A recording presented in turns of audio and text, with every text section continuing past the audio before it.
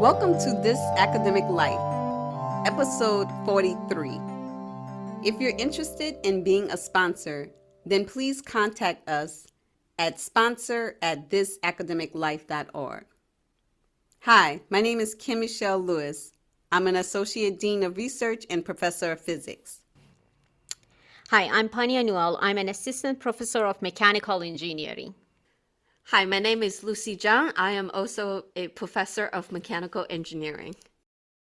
The Nobel Prize winners of 2022 was just announced. We thought it would be fun to dedicate this episode to talk about where Nobel Prize came from and what are the fun facts that we can learn. So we dug out some literature and online resources, and we found that Nobel Prize actually originated from Alfred Nobel. Nobel was an inventor, entrepreneur, scientist, and a businessman, as well as a writer. He is most famously known for the invention of dynamite. Nobel established a whale in 1895, a year before he died, to award those who during the preceding year have conferred the greatest benefit to humankind. In his will, he bequeathed all of his remaining realizable assets to be used to establish 5 prizes, which became known as Nobel Prizes. Nobel Prizes were first awarded in 1901. What are the categories of these Nobel Prizes? When Nobel died, he left most of his fortune to establish these prizes, reflecting each of his interests. These categories are physics, chemistry, physiology or medicine, literature, and peace. There is also the prize in economic sciences, created in 1968 with a donation from a Swedish central bank. So does anyone know how the nomination process works? I know a little bit about it through research. So typically, Nobel Prize Committee, they start receiving nominations in September, and it closes in February. Then February and March, they look and they provide a short list. Then March through August, they have an advisor review. And in October, they announce the winners. And in December is the time that they receive their prize. So it takes almost the entire year to go through the whole nomination and selection process. So apparently, it varies from category to category. For most of the science-based one, the former recipient of a Nobel Prize or a current member of the committee or a full professors from specific universities, they can nominate candidates. For the peace is different because it was later added on, and there are other people that they are qualified to make the nominations. That's interesting. So self-nomination is not a thing here? Unfortunately not. Not even all university professors are qualified to nominate others. So it's a very small group of people that are allowed to nominate people in physics, chemistry category, and medicines, and for peace. You better know some influential people to nominate you. I was just following up on what Kim was saying, the categories. Where's the engineering here? Well, I don't think we'll ever get there. They never will create one for engineering. We need to become more visible to physicists and chemists and maybe team up with them. We're followers. Engineers are followers. All right. So another interesting thing is Nobel Prize actually comes with money. So the money, of course, came from the wealth that was invested into the funds, and what the winners get are the interests that were yield coming from the prize money that was invested.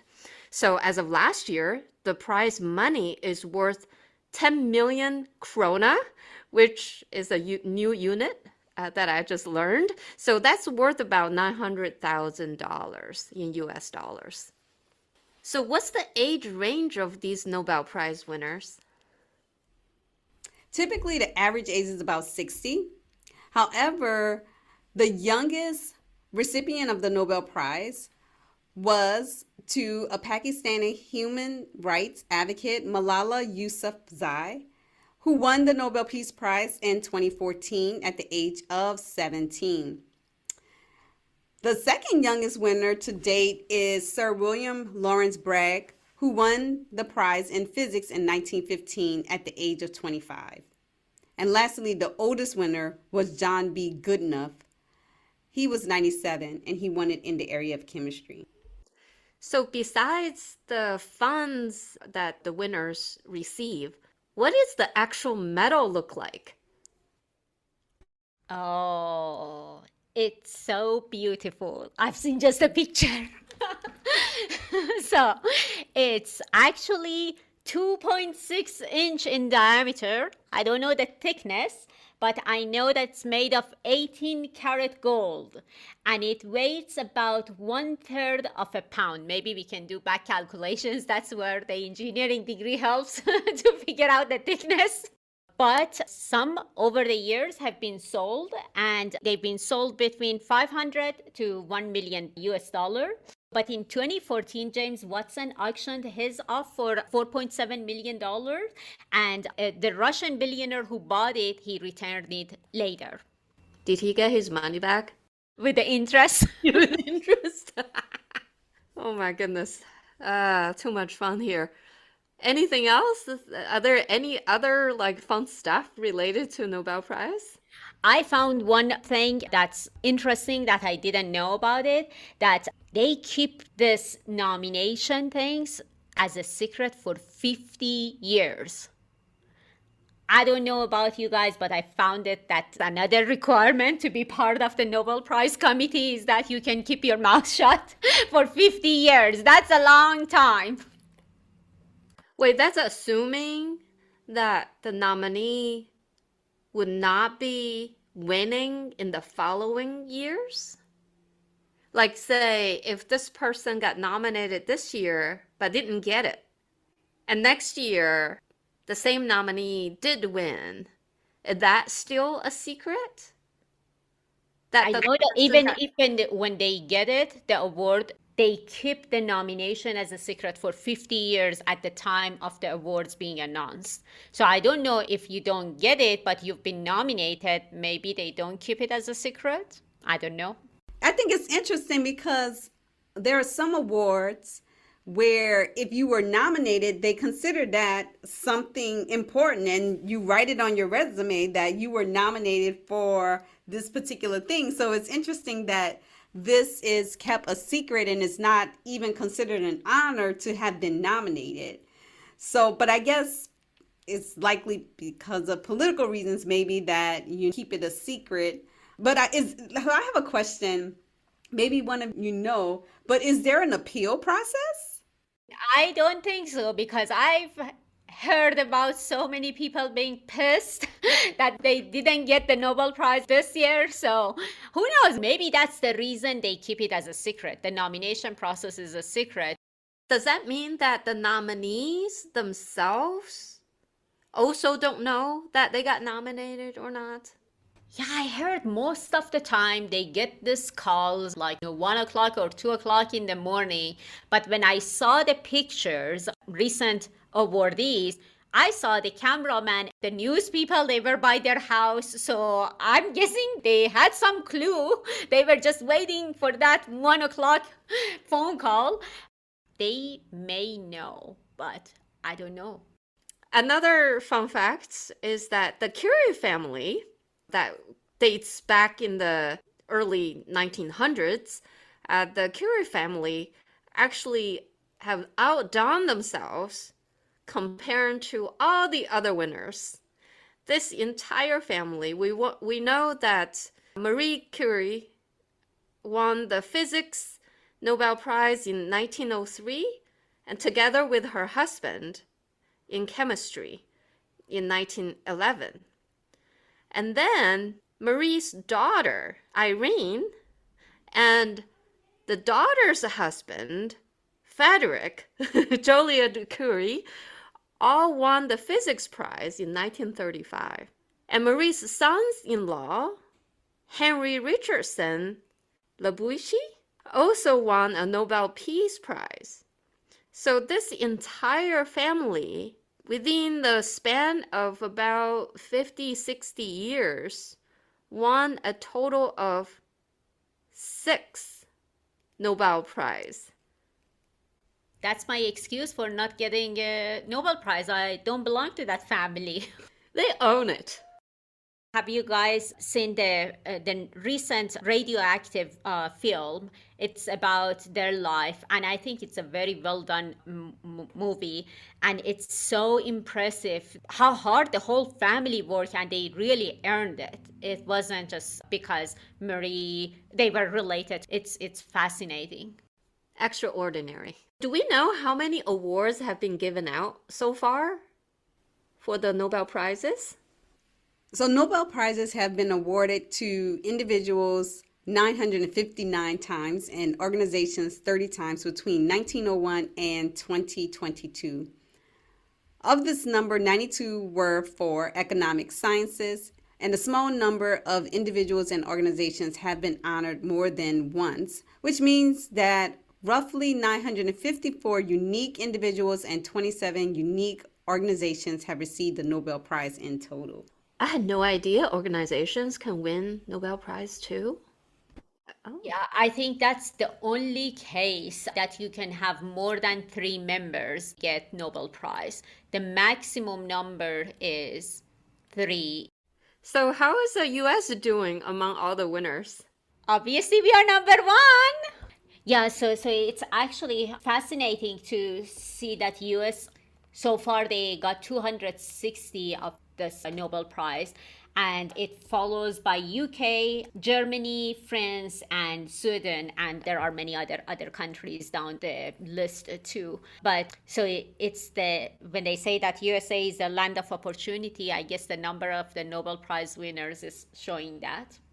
Are the US ones mostly individuals, or are they institutes? Or maybe they're coming from individuals coming from different institutions.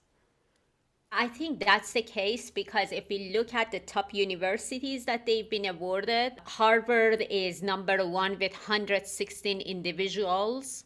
Berkeley is number 2 with 110. University of Chicago with 100. MIT with 97. And Columbia University with 96. So most of these in United States are individuals earning Nobel Prize. And that's the total in all categories, right? Not just in science or in economics. That's correct. Yep. Wow, fascinating. We're at the wrong place, the wrong institutes. But right country. So I was just thinking while we're doing the research, scientists, say in physics or in chemistry categories, I never knew these people until they actually became the winners. But there are categories, like the Peace Prize, we know the people. So I dug out some well-known people. In the most recent years, we know that Barack Obama won the Peace Prize, and Al Gore, about 10, 12 years before that, won the Peace Prize. And then others like, certainly Albert Einstein, we all know, Mother Teresa. But I didn't really know the scientists before they became winners. Well, because they are working hard in the lab. So that's why we don't see them. Do we know how many years typically after they have this groundbreaking findings or research papers do they actually get nominated or recognized for a nomination? Yeah, they said that actually they take a minimum 1 decade after their breakthrough that they start recognizing them or nominating them. As Kim mentioned, in the case of the oldest Nobel Prize winner. He was 97 when he got it, but his work was published, like they said, a couple of decades ago. Just don't wait for it. And have patience, lots of patience. Wouldn't it be, I shouldn't say funny, but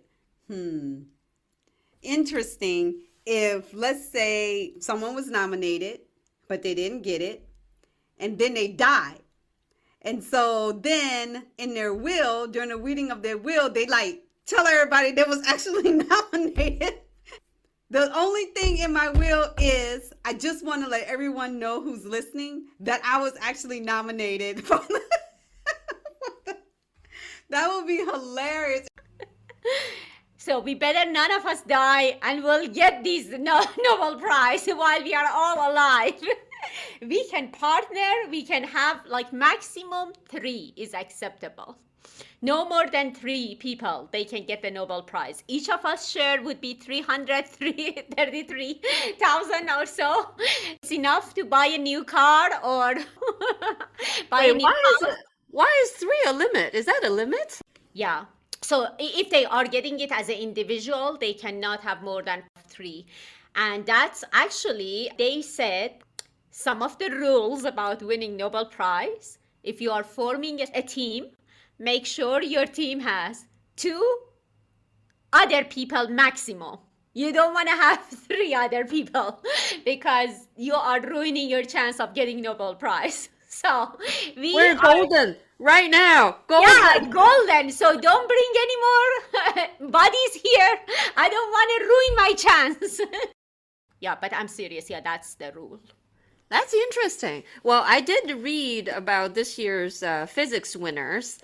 It was very interesting. They actually worked on the same problem at different segment of periods on the same problem. So the first one sort of developed a theory on the quantum mechanics, and then the second one basically started establishing an experiment to verify it. So that was like 20 years later.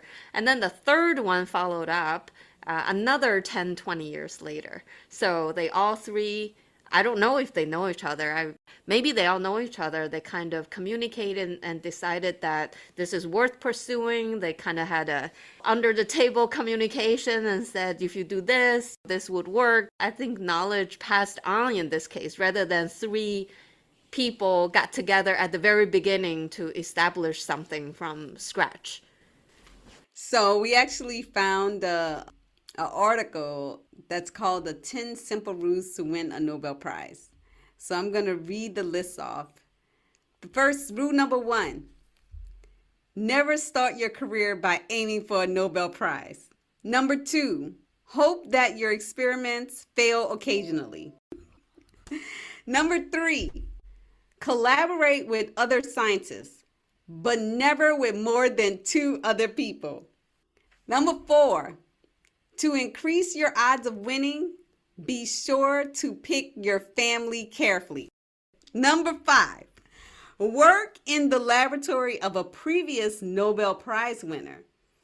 The problem is that they are never there. That's the problem. Or they could be dead. Yeah. Oh, I wonder if they should modify. Oh, but you know what? Maybe this qualified. What if you worked literally in the physical space of the lab of the person who won the Nobel Prize? So like when you go to negotiate for your assistant professorship and you know, like if you go to one of the schools that we named earlier that have Nobel Prize winners all over the place, then the goal is to try to get their old lab. When you go on a visit, you'd be like, oh, okay, whose lab? Oh, do your history, do your talk, and you just, that's the lab you want, and you don't tell anybody. Number 6, even better than rule number 5, try to work in the laboratory of a future Nobel Prize winner. Number 7, always design and execute your best experiments at a time when your luck is running high. Actually, honestly, they interviewed a bunch of Nobel Prize winners and they asked them, What was the key to your success? All of them unanimously, they say luck, being in the right place at the right time. Number 8, never plan your life around winning a Nobel Prize. That's the same feeling I had around getting tenure. Don't plan your life around getting tenure. All right, number 9, always be nice to Swedish scientists. Guess what, ladies? Next summer we are all going to Sweden to make some friends. Number 10, study biology. Well, I would say this is a fantastic learning experience for me. We dug out so much stuff by doing this episode. I hope our listeners are having as much as fun as we did. Thank you so much for listening. We hope you enjoyed this conversation. You can follow us on Facebook and listen to our latest episodes on iTunes, Spotify, Amazon Music, or Google Podcasts.